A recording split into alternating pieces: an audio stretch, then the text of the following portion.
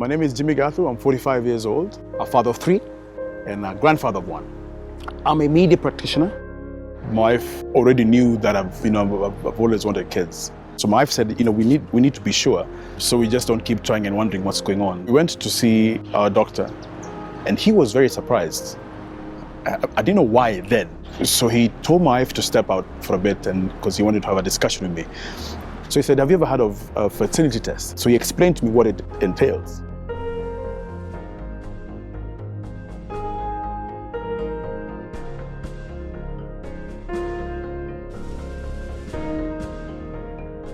For me, it wasn't a big deal then. I wanted us to have another child. Whatever it would take, let's do it. We went through the fertility test. When I explained that to some of my friends, and they were shocked at me accepting to do that, it's not a big deal. It's called supporting the person who you say you love. Thank God we got our second baby. It's amazing how people find it taboo that the man's responsibility is bounded within the confines of the living room. I think I know only 1 or 2 who have gladly gone through fertility tests because they wanted to be sure. Many will say, no, that's not my responsibility. And the more you ask, they become very hard on you. They call you names, and I've been called names.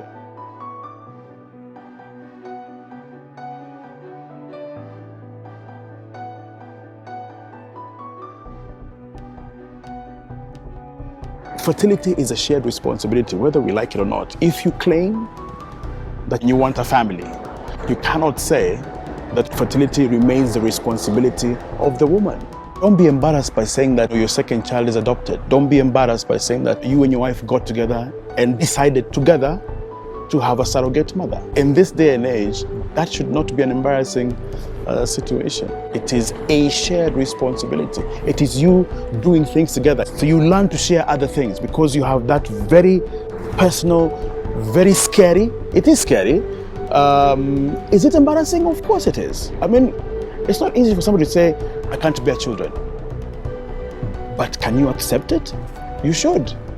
Because there's nothing wrong with that. There's no harm, there's no shame to that at all.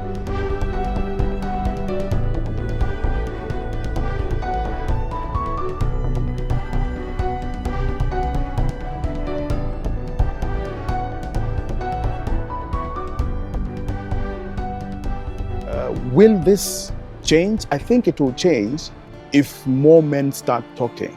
Many men think they go through these things alone. And they find it very scary to come out in the open and say, you know what, I do things that are not ordinarily what men would thump their chest and say, that's a man's job. You according that child an opportunity to belong, an opportunity to invest in his or her future, an opportunity to share or to teach or inculcate your culture or what your beliefs are, modern, of course, to that child, so that he bears your name and bears your DNA in terms of what your beliefs are. That is bigger than what society terms, that biological process of bearing a child. It's a powerful experience. We just have to know it, understand it, and then talk about it. The more we talk about it, the easier it gets to anyone who wants to find out. But when you keep quiet, because society has a different impression or perception about a man, you lose. You will live society's life, not yours. I don't think I want to do that. I don't think you should.